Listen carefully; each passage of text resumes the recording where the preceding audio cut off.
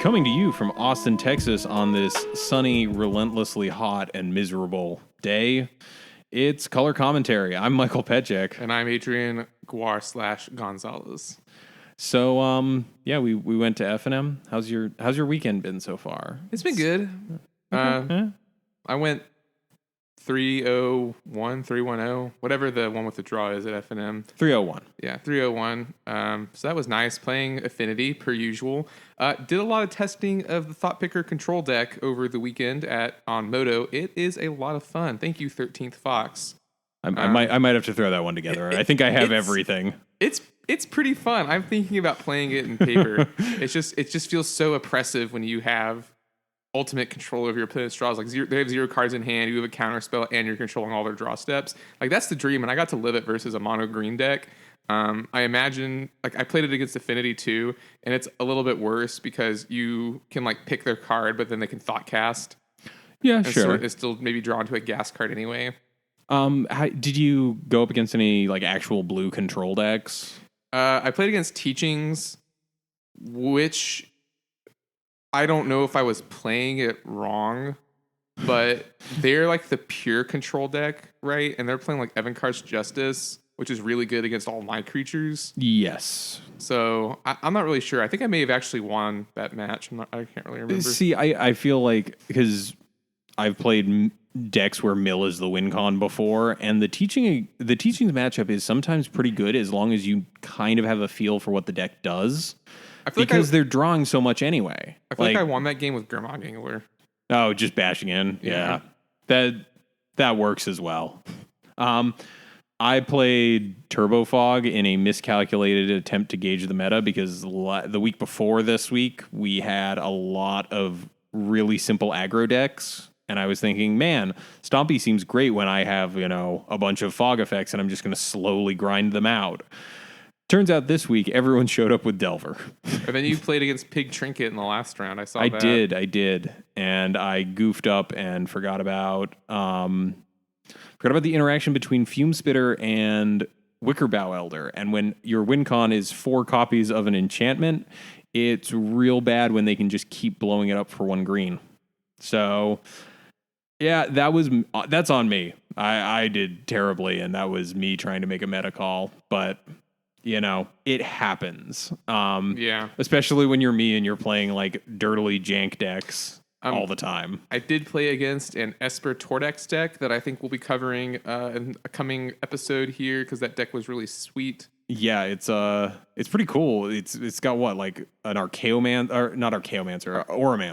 Yeah, package. It has an Oromancer loop with this card I didn't know existed, where basically every time you kill a creature, Angelic Renewal. Yeah, you can like sack the Aura. You can stack that enchantment, put the creature back on the battlefield, so it's an infinite loop with Oromancer. Fun fact: it's actually not a May ability, which is sometimes relevant. You don't get the option. Like if something dies, Angelic Renewal procs immediately, and it comes back. So yeah, it seemed really sweet. It's kind of in the vein of the deck that we showcased by 8686 a couple weeks ago. Mario Tordex deck. Yeah, where it's just playing good cards and it happens to have Tortured Existence synergies in it. I was playing Wretched Griff, which actually made a big splash at the Pro Tour this week. I know you didn't watch the Pro Tour. I did. It was actually really cool. Like, I don't care for Standard, but like watching that new Emrakul, the one that takes control, it mind slavers your opponent, is like, it's the worst looking feeling. Like seeing someone like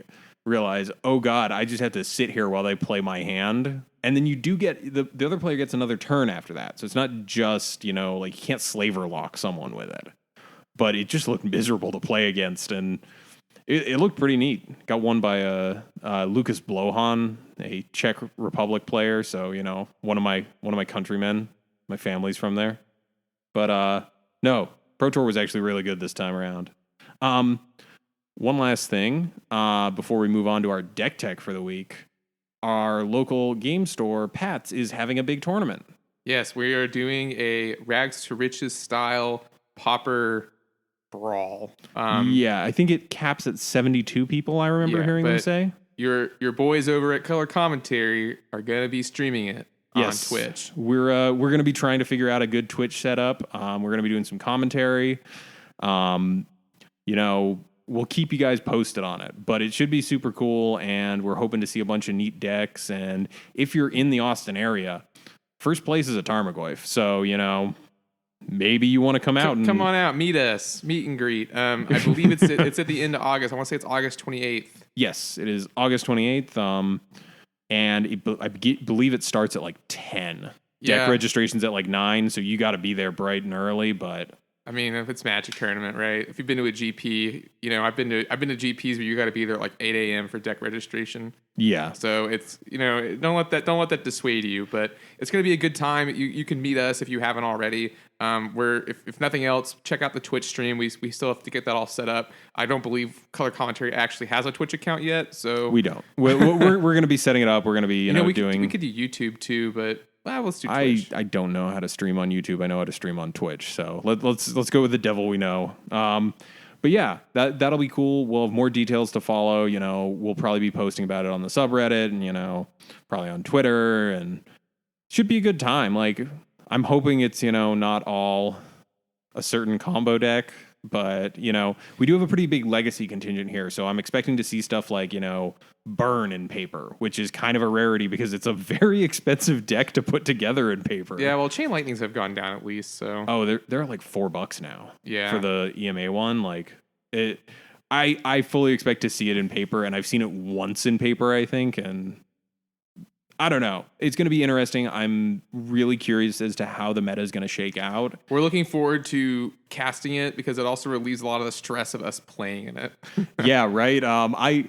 Because 70 people has got to be like 8 or 9 rounds, and I full well know at the end of that I would be tired as hell. So, casting's probably not going to be much better, but we're also going to hopefully try and get some interviews with players and talk to them about their decks and, showcase some sweet stuff. Yeah, we're not expecting to be like SCG live quality here, but we are going to do our best, and we are hoping to produce some quality content for everyone. Yeah.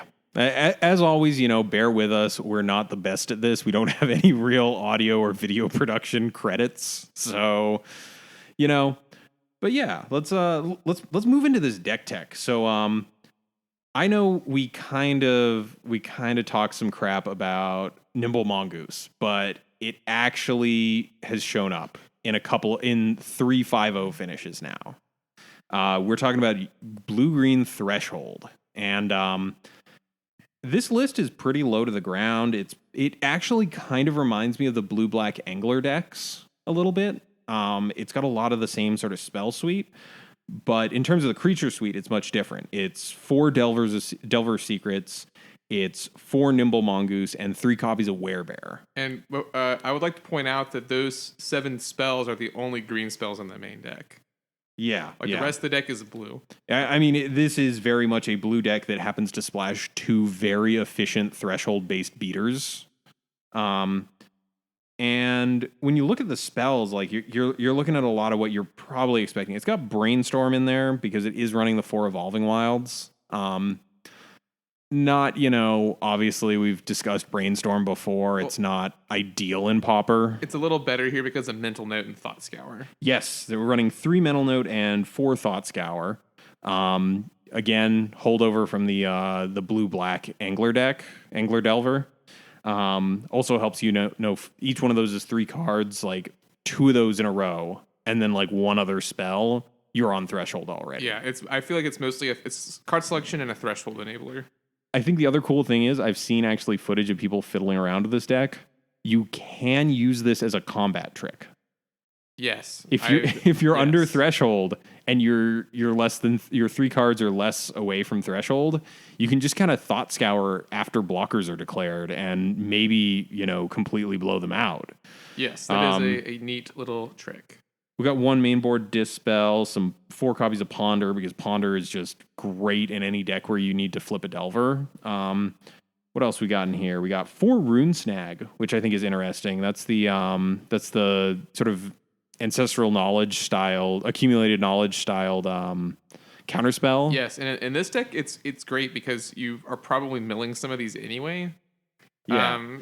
At least incidentally. So Rune Snag does slot very well into this style of deck. Much better than, say, a Deprive or a Mana Leak would. And I mean, we've also got the 4 just plain old counter spells in there because, again, this is a mostly blue deck. You're going to be hitting double blue on turn 2 fairly frequently. Yeah, so eight counters is pretty good for a deck. Yeah, and also at the end, we've got like an Una's Grace for, your extra lands. Also works as a discard outlet if you need to, get back to Threshold because of a relic or something. And then 2 Gushes. So, again, enough islands in this deck that you don't have to worry about Gush not hitting. There are 9, which I guess is enough.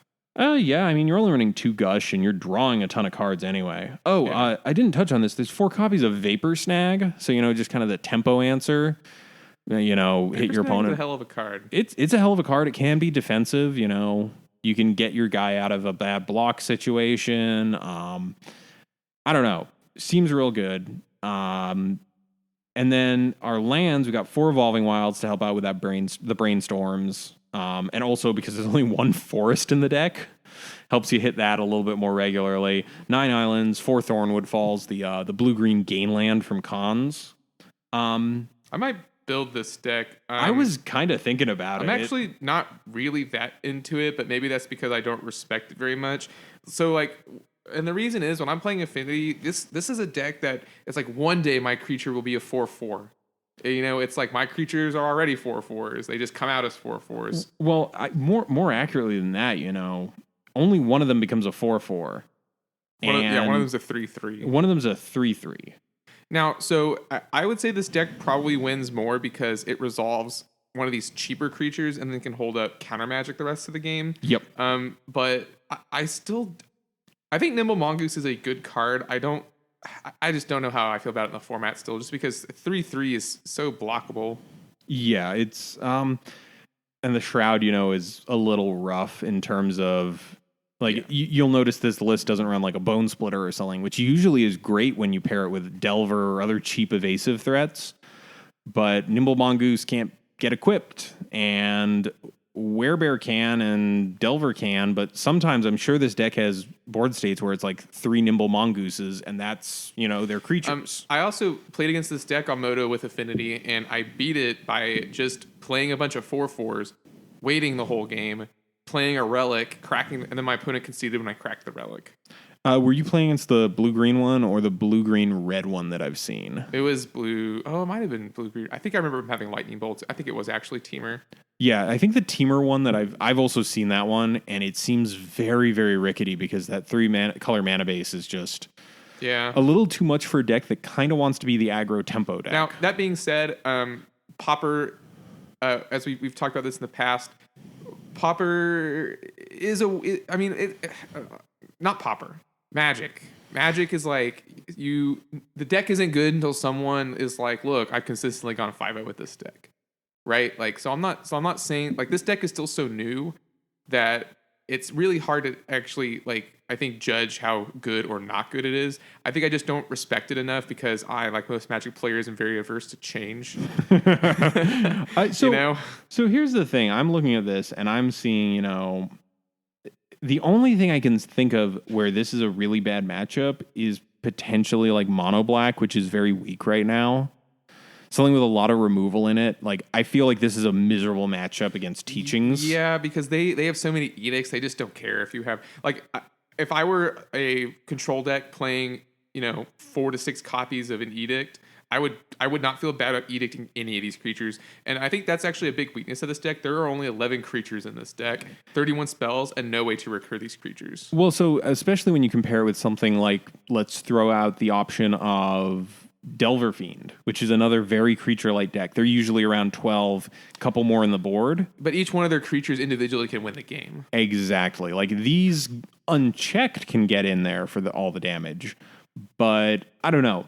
This definitely feels like one of those decks that's just kind of almost there. I do kind of want to put it together. It looks really fun to play. And I think, with some good matchups and, a little bit of luck during your games, it would work just fine. One thing I do want to touch on that we've never really touched on before outside of a couple instances. Let's do the sideboard first. Oh, yeah. Sorry. We've got the sideboard. I got sidetracked. 3 Dispels, 3 Piracy Charms, 4 Moments pieces, which I think helps in your aggro matchups a lot.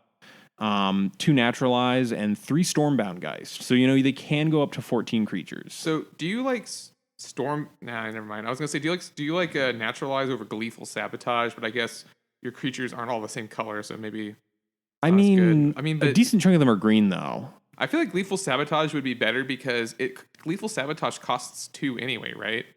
Yes. Is it a sorcery by any chance? It might be a sorcery. That might be a reason to not play it. Yeah, I think with this, you just kind of want to go with Naturalize, just the quick, clean one. Yeah.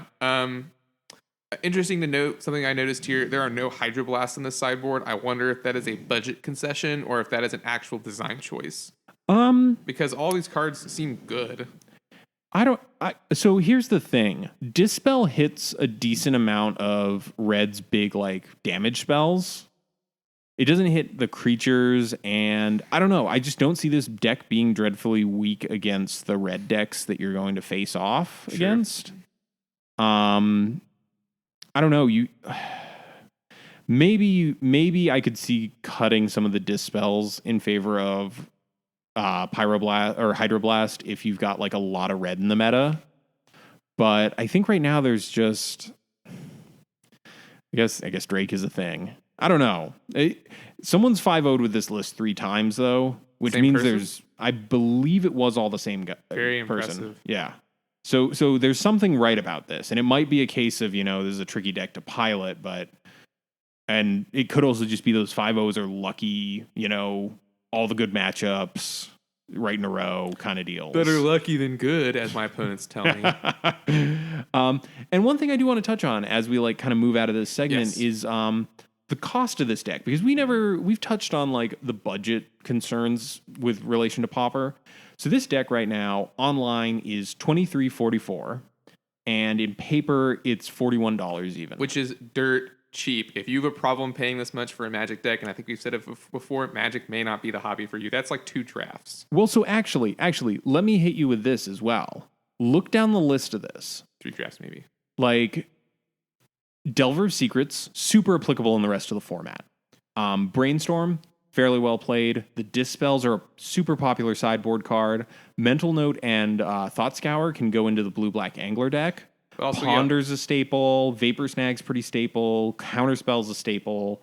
Una's Grace shows up in grindy blue decks. Most of these cards, even if they are slightly pricier for your budget, most of these have applications in other decks. These aren't narrow cards. Right. Which I think is a big thing, because I don't know if I've mentioned it on the show before, but I have a collection of Pauper stuff that I track, and I try to make sure I have a playset of everything. At least. I have multiple playsets of Chainer's Edict because it shows up everywhere because it's great removal. But most of these are things that if you buy into this deck and it turns out you don't like it, you can kind of shift over into something else that works. And Pauper's actually really good, really good format for that, because a lot, your example, Counterspell and Bolt are 2 of the most played spells in the format. So it's Pauper is a great deck for overlap. The only deck that I think doesn't really overlap is, again, Affinity. It also doesn't really overlap in Modern. Actually, so Affinity... Well, the stars do. The stars and the spheres overlap with Tron. If you're playing spheres, though, you with Scrub. You heard me. The artifact lands overlap into most of the kitty decks, and any sort of artifact-based non-affinity deck. I feel Affinity is probably one of the... Affinity and Burn are probably 2 of the ones with the least in common with other decks, because Burn plays Flame Rift. I've never seen Flame Rift outside of Burn. But I think with this deck, even if you buy into it and you're not a huge fan of it, most of these cards can be played in other decks that are also fine. Right. So I feel this is, if you're interested in a way to use Nimble Mongoose, go for it. Bite the bullet on it, and you probably have some of these cards if you've played other decks too. I'm looking at this and I think I need to buy Mongooses, Werebears, and I think I need 2 Thought Scours. And apart from that, I could just throw this together in no time at all. So I would definitely say, again, this is the first time we're doing this, but I'd say this is a pretty solid buy at the price point. Yeah, if you're getting into Pauper and you like this style of deck, go for it, man. This is a great... Yeah, this, as much as I poo-pooed earlier, this deck isn't bad. It's not really bad. It's just that I have very high standards for free and extremely undercosted creatures because I'm an affinity player. So don't listen to me. Yeah, no. My deck dies to Gorilla Shaman. Don't listen to me. All right. Well, moving on. So our discussion topic today was submitted by our great fan, Elf Archer 73 on Twitter. We asked you guys some things you'd like for us to discuss. This was one that caught our eye, and it's how to prevent a stale meta at an LGS, which is actually kind of an interesting question. I've thought about it a little bit. Because we don't have a stale meta at all. Right. There's no way for you to force people to not play what they want to play is where my mind went with that. And I would hate for you to do some like weird ad hoc banning to prevent people from playing certain decks. I think that's 100% the wrong way to approach this. In my mind, who was it with the change? The be the change you want to see in the world. I think Gandhi said that. Yeah, I don't know. It's a completely inappropriate use of that quote. I probably misattributed that quote as well. Feel free to correct me. I think it was Gandhi. I'm going to go with Gandhi, and you know what? Screw all of you. Okay, so let me backtrack to like our personal like meta, our local meta. When it started, there in the early days we had first off, we started right around when Treasure Cruise was still legal, so there was a lot of Blue Black Delver because Blue Black Delver with Treasure Cruise in it was frankly just oppressive. It was just drawing into better cards constantly. It was attacking with bigger creatures. It was not a good time. Banning comes down. A bunch of people wound up on like elves for a while. And there was one night where we had 10 people and 5 of them were on elves. That's not super healthy. It's also not dreadfully fun because that deck kind of plays with itself for 20 minutes. Yeah. So what I did was I started showing up with a hateful build of mono black that ran a main deck pestilence and multiple nausea effects to just keep the board down. And after a couple of weeks of running that, some people fell off the elves train and meta starts to balance itself out. So I think if you make a good call on like, there is a problem in the meta, but there is a very good answer, and you play that answer, you can shake up the meta enough that people move on. And Pauper is actually a great format for that. Like, if people aren't doing well with the deck, they're just going to move to another deck. Like we just talked about in our deck check, these decks cost maybe $40. Like, it's less of a feel bad when people spend $400 on a deck and then they were like, well, I shelled out for this, I have to play it. Pauper is very much like keep playing until you find what you like. And for some people really like you really like playing a wide variety of decks from week to week. I don't think you've played a deck back to back since you got off mono red heroic. No, I haven't. But yeah, I think like if there's a stale meta that's all one deck, the easy answer is play the deck that beats that deck. And fortunately in Pauper, there are a lot of ways to do that. You could, if your deck is 8 Drake decks, you could build a deck that just hates Drake. Yeah, and it would be bad anywhere else, but in your meta it'd be awesome. You can start running like a Trinket Mage in a main deck play set of relics. Yeah, or you could run black white, super oppressive. Black white unmake and last breath. Yeah. Like there's a lot of options, but that's only really when you have the stale meta where it's one deck dominating it. Right. What about when people just haven't changed their decks in a while? Okay, and I actually do have a great answer for that. Instead of punishing them for playing the deck they want, you can incentivize them changing decks. We ran a Brewers League, or rather Mike ran a Brewers League. You could do something like that where you're like, for the next couple of weeks, what would you guys think of having these set of restrictions on our decks? Like global restrictions. Like not necessarily a ban, but like your deck must cost less than $10, or your deck can only be one color, or... So there was actually a while where our meta kind of stalled out into control hell and like combo hell back when Familiars was a thing, the original incarnation of it. Mm-hmm. And there was a point where it got to it, and I was like, okay, I'm playing goblins. I'm the fast deck that can get under a lot of these dirtily control and combo decks. But it's not really shifting as quickly as I'd like it to. And I thought for a moment, I was like, hey, I could offer up like a tiny amount of store credit if someone can like 4-0 with a deck that isn't one of the following. Like I thought about actually putting out like a monetary bounty, because it's not saying you can't play these decks. It's just saying, hey, I have literally monetarily incentivized playing something weird. And I think that's fine. If you need to artificially change your meta like that for whatever reason, That's totally doable. I just think the last thing you would want to do is be like, okay, we have to ban this card because everyone's playing it. Yeah. Because unless it is forcing the meta into an unhealthy point, bannings are not always good. Right. We're a format where every banned card is very, very justified. Like, nothing on our ban list, people are like, oh, well, it would be okay if we unbanned this. Like, it's all just like, oh, these are clearly busted in this format. Unban cranial plating, hashtag.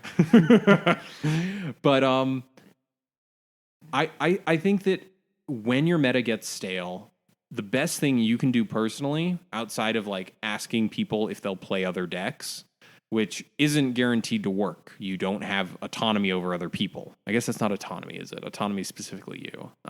You don't have control over other people. Sure. You can't Mindslave or lock people in real life. But I feel like one of the best things with a stale meta is just play something new. Just show up with something weird that you think has a decent shot at beating most of the decks in the meta right now. And I think personally with our group, one of the things is the reason our meta hasn't been stale for a while is people get bored of their decks. Like, there's a whole, probably, I want to say a third of the people who show up swap decks every month or so. Yes. Because they're just like, I want to try something new. And that's, that's something that we can't control, but it's good for our meta because it means people show up with weird things like that Simic, our Splice onto Arcane deck. And what's also really interesting about our meta, has anyone showed up with Drake the past 2 weeks? I want to say no. No, because I think people are just tired of it. Yeah, and that's kind of the interesting thing. Like, we had a bunch of Delver. We had like I think the week before last, we had 3 mono blacklists. And it's like, Drake is just objectively the best deck in the format right now. But I think since the format is so cheap and there's so many decks in it, people are going to want to play other things just because they don't want to play the same deck every time. I think I might be the only person who has played the same deck consecutively for months and months and months. Nathan plays Teachings pretty habitually. That's true. But I think that's the thing. Like, as long as, and also I've noticed that there's some people who show up like every other week or once a month, and it's different than on MitGo where, if one person doesn't play for a week, that's a tiny, tiny portion of the meta. At an LGS, one person not showing up for us is like maybe 5% of the meta. Yeah. Like, that's a big change. So, unless you're getting like 70 people at your F&M for Pauper, in which case, please let us know, because I will move wherever it is. And we'll go there. Yeah. But I think the thing is, if everyone's showing up every week with the exact same deck, yes, you're going to have a stale meta. But I think if not everyone shows up every week, or not everyone shows up with the same deck every week, or in our case, a combination of the two where not everyone shows up every week, and when they show up, not everyone plays the same deck that they used to, that just creates like this weird, vibrant and diverse meta. So I think the answer is just play what you want to play and just keep going with it. And, talk with your opponents, like foster a sense of community. Yeah, we have a very good community at Pats. Very strong. I think I would at least consider myself friendly acquaintances with everyone I play against at Pauper. Yes. Like, every so often there's new players, but like for the most part, I'm a nice, easygoing human being. I'm likable enough, but the better sense of community there is, I feel the more people are going to try and have fun with it. Also, influxes of players can shake up a meta. Like, if you post something in your local Facebook group, like we have one for Austin, if we were kind of lagging on numbers for participation, I don't know. Maybe I make a post referencing Pauper and like throwing an idea out there. Some people see it, they show up. New blood is good, and just try something new. Have a fun time with Pauper. There's so many decks you can run. Like, you can run the black white night sky mimic deck if you want. Like, you can run eggs. Like, the great we've said it before. The great thing about Pauper is the tier 1.5 list is huge. Yes. And it's such a wide 1.5 list of decks that maybe aren't completely optimized or overpowered, but are still good enough to 4-0 or 5-0 a tournament on a good day, or at the very least 3-1. Yeah, and I think one of the other things is, we're not playing for super high stakes. And I guess on MitGo you're not either. But, I feel like people definitely have a lot more fun at our Pauper nights. Like, I don't know. I've played other formats, and there's definitely a level of seriousness, and there is a level of fun always. But when I go to F&M for Pauper, like, barring a few occasions, most of my interactions with people are just like, joking, and like, even if you lose, most of the time people don't get too salty because it's Pauper. It's not, a quote unquote serious format. It is a very serious format, Mike. I think it's a super serious format. I do meta analysis here, buddy. Shame. But no, I see what you mean. People seem to be inclined to have more fun when their deck didn't cost $1,000. It's true, right? Because people don't want to think that they wasted money and time on a deck. Yeah, and also just like the diversity of it, like. So I actually recently like set up a new spreadsheet to track my collection. I think I came up with, in terms of like cards where I was like, all right, let's figure out all the playables, right? All the stuff that we know sees play. I need a play set of Delver. I need a play set of Pyroblast. I need a play set of Hydroblast. Like all these easy go-tos. And then I was like, okay, let me get all the fringe cards. You want to know how many cards are like on that list in total? Is it something like 2,000 or something? A little over 1,000. So there's a little over 1,000 cards where I was like, it might not be strictly like amazing, but I could put this in a brew. That's a pretty deep card pool for like a quote unquote casual format. Like I've been sitting here trying to figure out how to make a black, white, green deck that uses Oromancers and Yavimaya Enchantress for like a month now. And I haven't quite gotten there yet, but there's still room in this format. Like, and also just the cost of it is so low. Like we have a couple of high dollar cards, but at the end of the day, you could like, how much does like a tier 1 modern deck cost? Like, between $600 and $1,000. Okay. So if you took that same $600, you could buy probably about 66% of this list, like 2/3. Yeah, Pauper is great. And really what we're getting at here is because the format is so wide, you can really incentivize people to shake up their decks. So if your meta is stale, you can just be like, build a Rakdos deck next week, and whoever has the coolest guild deck will win like a special Brewer's prize. Yeah. Something along those lines. And, it doesn't always work. Like, sometimes people just get locked into the decks they like to play. Like me. And, yeah. And I don't think there's anything wrong with that. But if everyone thought the exact same way as you, I feel like it would get a little stale. Yes. Definitely. Like, I'm glad people don't think like me. And I mean, yeah, again, like, I hate the false dichotomy I see a lot online of people who are like, well, there's the spikes and then there's the brewers, and I brew, and anyone who net decks is awful garbage human being. And then the other side is just like, why would you ever brew? This is clearly the best deck in the format. And it's like, leave that stuff at the door. Like, just check it. Don't think, like, that's a really, really toxic way to think about this, because especially like on MitGo, you're kind of anonymous, right? There's no like face-to-face thing. But the moment you're like sitting down at a game shop across from someone and you're just like, wow, your entire way of approaching this game is garbage. Why would you do this? That doesn't help anyone. Right. Like, so it goes back to what you said about fostering a sense of community. You should be friends. Pauper is a small enough community that you can afford to be friends with everyone you're playing with. Yeah. Right? Or you should at least reason. make an effort. Yeah. Like I always try to make an effort, especially like when we were just starting out and there were like 8 people showing up. I was like, oh, there's someone new this week. I should go talk to them and, ask them how they're enjoying the format and, make sure that, they're having a good time. Because at the end of the day, we're not like grinding for the Pro Tour. Like, there's no reason that I should ever make someone feel like, oh, you're not playing Mono Blue Delver or Affinity or Drake. Get the hell out. Like, get out. Like, try to be a decent human being, foster a good sense of community, and your meta should kind of shake itself out. Yeah. Like, community first, the meta will follow. Yeah. And, again, you can incentivize people to break up the meta if you really need to. Also, there's a set released every, 2.5, 3 months. Like, the meta shakes itself up in little ways every time that happens. Yeah, I've been seeing a lot of Bloodbriar elementals. Oh, yeah. Bloodbriar. Are they called Bloodbriar? Bloodbriar. Just Bloodbriar. I've seen a decent amount of Bloodbriars on Moto. That Aristocrats deck, I played against it twice yesterday. We talked about it. I've never seen that deck on Moto before. I'm like, oh, I won some sort of big tournament in Argentina. That's nice. Now I'm actually seeing the deck. And I think actually in a weird way, the whole like Drake supremacy over the format has created this whole like layer of Moto where people are just like, you know what? There's no deck I like that does well against that deck. I'm just going to play whatever. Yeah. And that's sort of where I'm at actually. And I actually have not played in the league since Drake has been a deck. I'm not really sure why.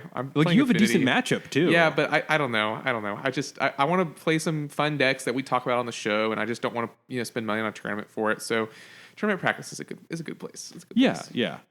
All right.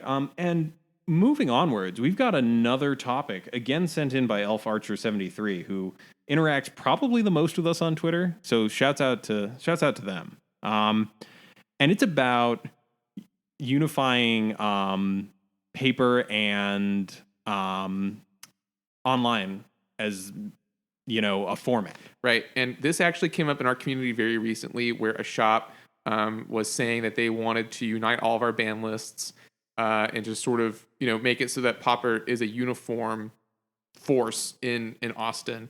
And it's a great thing to do because it stinks every time you go to a store having to be like, well, what have you banned?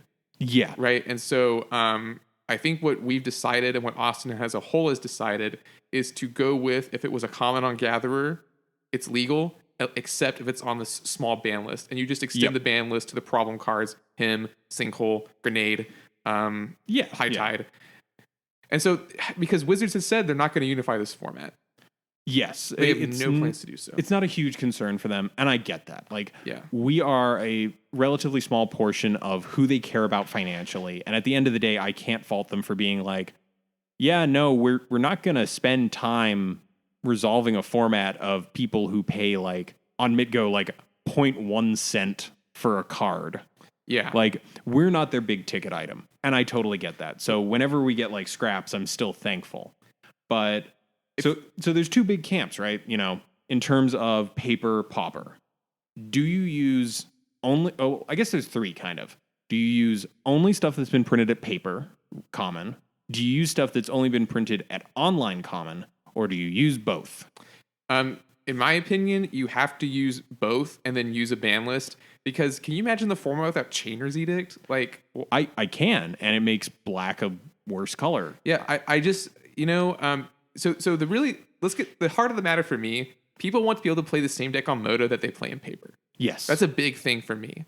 So I think you can't ignore the fact that just because Wizards printed all these cards at common and didn't do it in paper, it feels unfair to people when you're like, you can play this sweet black deck on Moto that you cannot play in real life. Yeah. And so to get rid of some of those feel bads, you have to make some compromise. Like, we're not machines. Like, we're not the computer. Moto doesn't tell me what's legal and what's not. And frankly, aside from those problem cards in paper, like, not really any of them need to be banned. Like, who bans Draft as Restoration?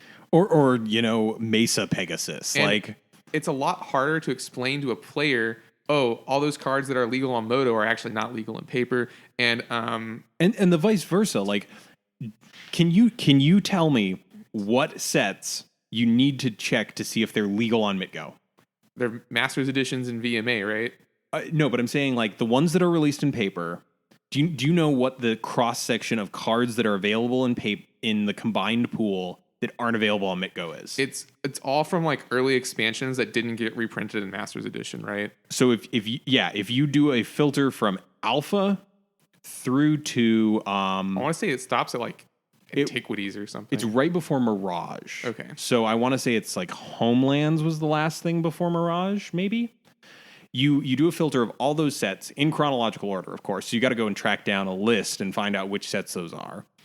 And then make sure they're also not reprinted as a common in one of the Masters Editions or VMA.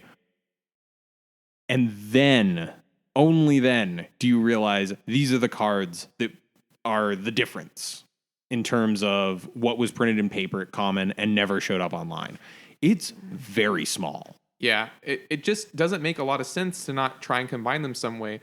Someone made an argument that it's like you should have a format separate for Paper Pauper from Moto Pauper, and I think that's just totally the wrong approach. The comparison was made between like modern and extended, which doesn't really make a lot of sense because those are two completely formats that Wizards has sanctioned. So like you can't really compare the two. And so I don't know. I just feel like if you're serious about trying to combine these lists, you'll gather rarity. Here's my thing. There are sites out there where you can search for Mitgo Pauper. Deck Repotence is one of them, where there's a filter for legal on Mitgo in a Pauper match. And that's great. A majority of newer players, I have a strong feeling, are going to wind up on Gatherer. And the last thing you want is little Timmy showing up with, I don't know, Draftness Restoration. That's like our go-to. Or like little Timmy shows up, doesn't have the extra $2 per copy for Pyroblasts, and picks up Red Elemental Blasts. Like, technically it's a worse card, and it's not legal on Mitgo, but does it really hurt the format? Like, yes, you can run 8 Elemental Blasts, or 8 Blasts across each color. I don't think anyone would do that. That's the thing. Outside of, let's count them down. Merchant Scroll, High Tide, Goblin Grenade, Hymn to Torok, and Sinkhole. Outside of those, what problem cards exist? It's like none, because it's Homelands. Like, because there was already a big store, Card Kingdom, who decided, or who sort of codified that these are the problem cards. Anything else, sure, you can play it. It's not really a big deal. And look at Card Kingdom's like results. They're a little bit more eccentric than the Mitgo meta. And part of that, I feel, is the fact that much like Austin, they have a very large Eternal community. So you've got people coming in from Legacy who are willing to like try a goofy deck or homebrew something. And because of that, I don't know. I feel like there's nothing in the paper-only realm that's actually a big problem outside of those 5. And because of that, every time I see these discussions, it's like, okay, we could, as you're starting your paper play group, you could make sure everyone knows you use Deck Repotence or a similar website that has a Pauper Mitgo filter, right? What happens when someone new shows up and they just see, oh, there's a Pauper event. Let me brew up a deck. And they go to Gatherer. They have no idea. And that's like a real big feel bad if someone shows up and they're like, oh, I've got this sweet deck. And someone's just like, oh, yeah, no, you can't play that here. It just creates a lot of these situations where you have to explain these corner cases to people that a particular card is banned because it wasn't actually printed as a common in paper. And it's like, why would you do that? It's already difficult enough. Like, I've had situations where people who aren't familiar with the meta will look at stuff I've got in my deck. And like, for example, I could show up with green tokens playing Scion of the Wild, reprinted as a common in Modern Masters 2015. I could show up with a playset of Scion of the Wild that are rares. It was originally a rare. It's totally legal. And it's super awkward to explain to someone, oh yeah, no, I promise you, this was reprinted as a common. That seems super, super suspect. Like, who's going to believe that? Like, I don't know. I would. Yeah, I mean... But then again, I know.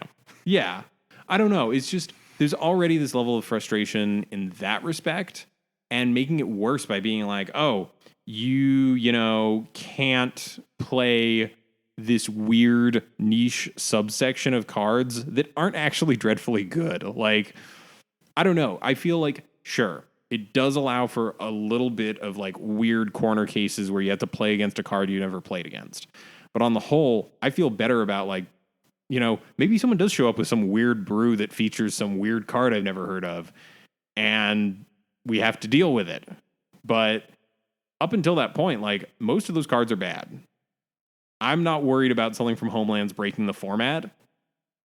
And so for me, we for a while have had the custom ban list at Pat's, where it's just Mitgo ban list, all cards across paper and Mitgo that are commons, and we've added Hymn to Torok and High Tide. So we still have Merchant Scroll, Sinkhole, and Goblin Grenade.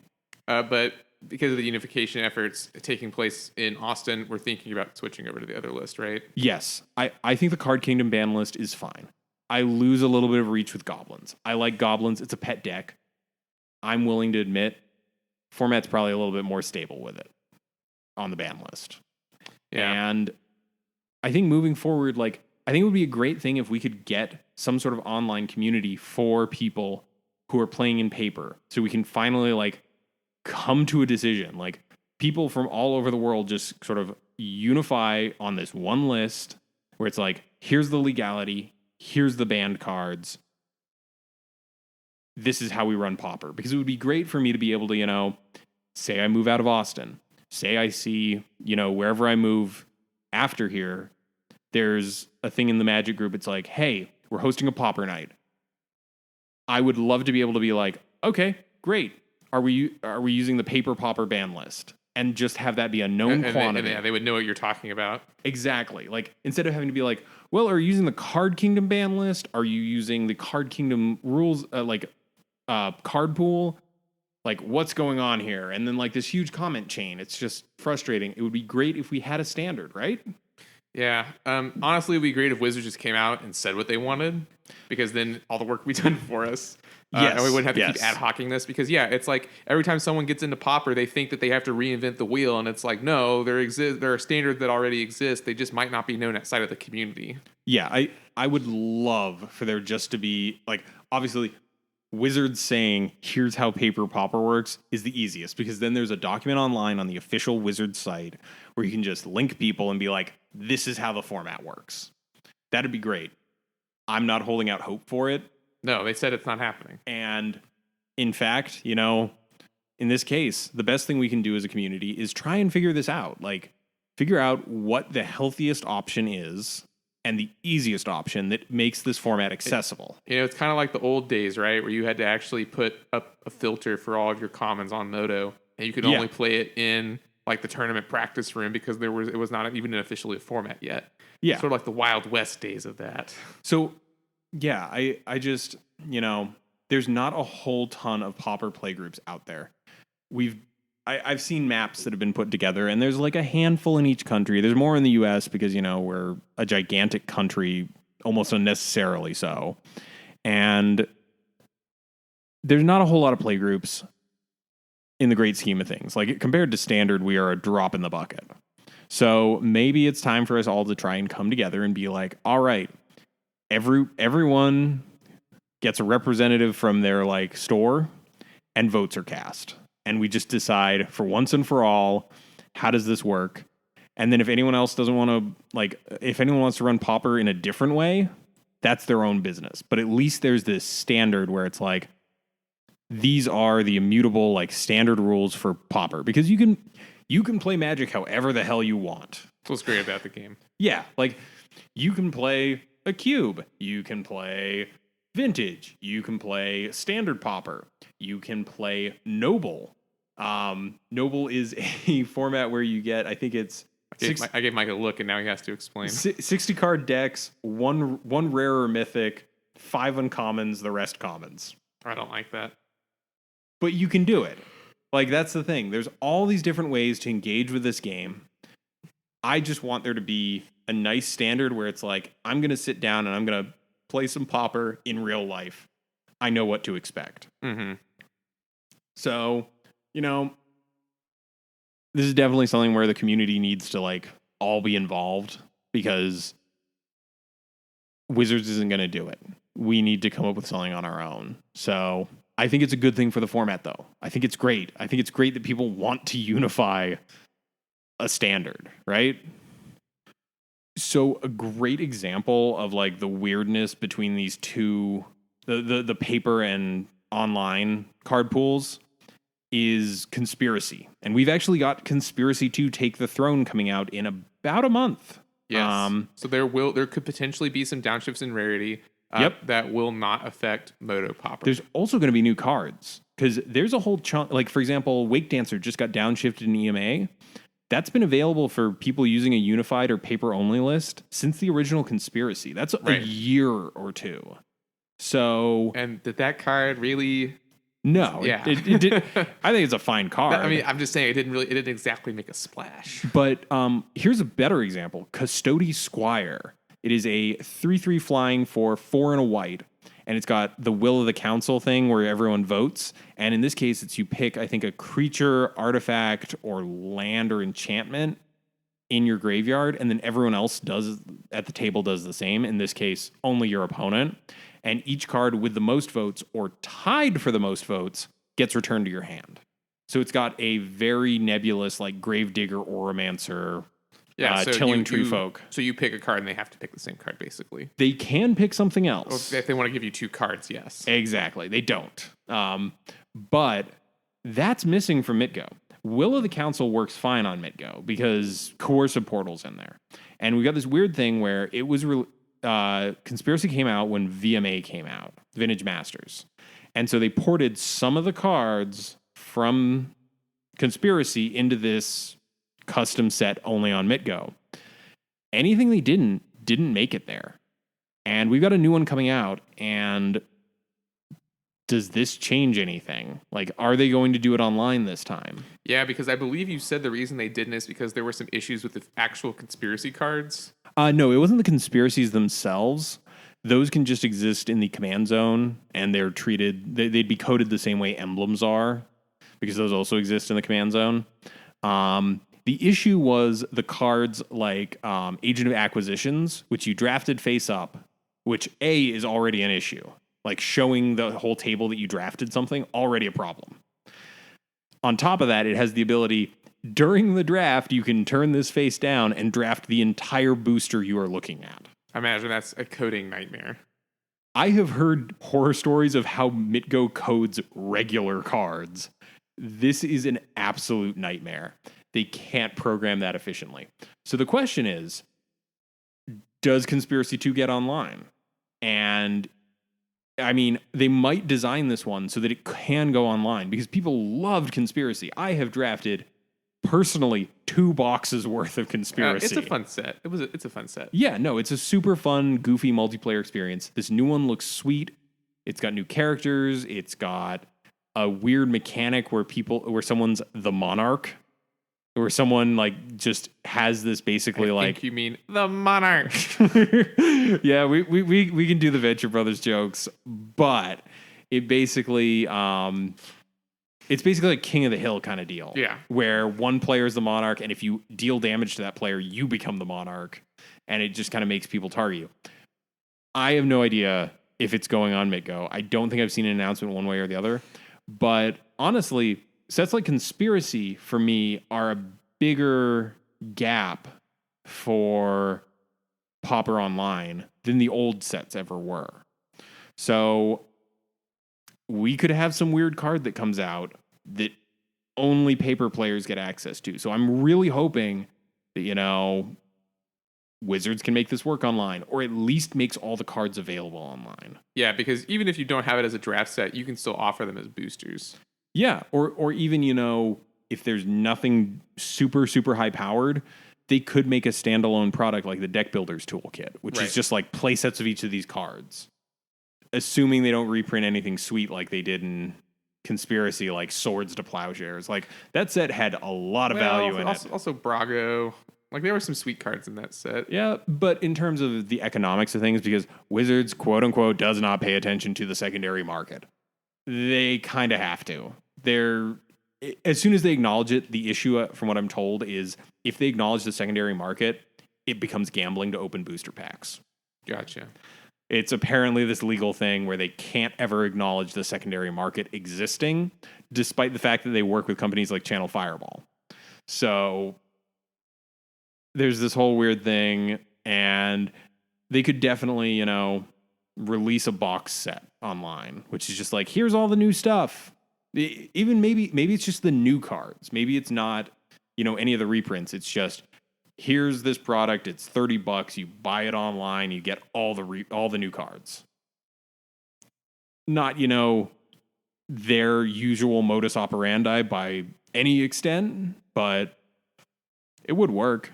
But that's kind of like, I don't know. I can definitely see the case that people make for using only the MitGo commons, but I want a bigger format. Yeah, it's also just, it's just harder to explain. That's all. Yeah. It's easier to say you can use all commons except this ban list. Pauper has been, and I hope it always will be, one of the most accessible ways to play Magic the Gathering, regardless of your economic situation. And I've always been a big fan of it for that reason.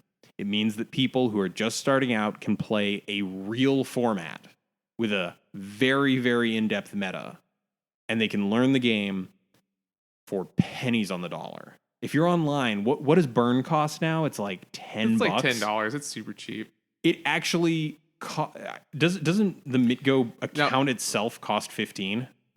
Or is it 10? It's like 10. But okay, so actually, one weird thing here, Flame Rift is actually very expensive on Moto, so a lot of burn lists don't run it. But other than that. No, I think, I want this format to be as accessible as possible. And one of the things that helps that is just making it easy. Saying, here's everything, here's a ban list, go at it. On Moto, it's obviously extremely easy because it's all been decided for you. Yeah. But in paper, we got to do a little bit of extra work. That's not to say it's impossible. We just need to get everyone on the same page is mostly what it is. So yeah, and I think that basically wraps up what we're trying to get at here. Adrian, you want to take us out on this one? Yeah, of course. We want to give a special thanks to Pat's Games for giving us a place to play weekly Pauper.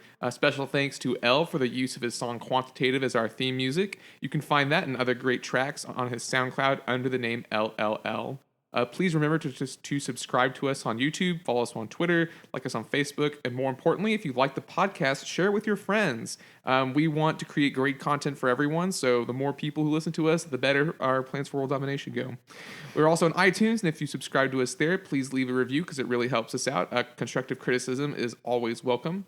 If you have an idea for a discussion topic or a deck list you want us to talk about, you can either use the contact form on our website or email us directly at colorcommentary@gmail.com. I'm Adrian Guarzales. And I'm Michael Petchik. Signing off for Color Commentary.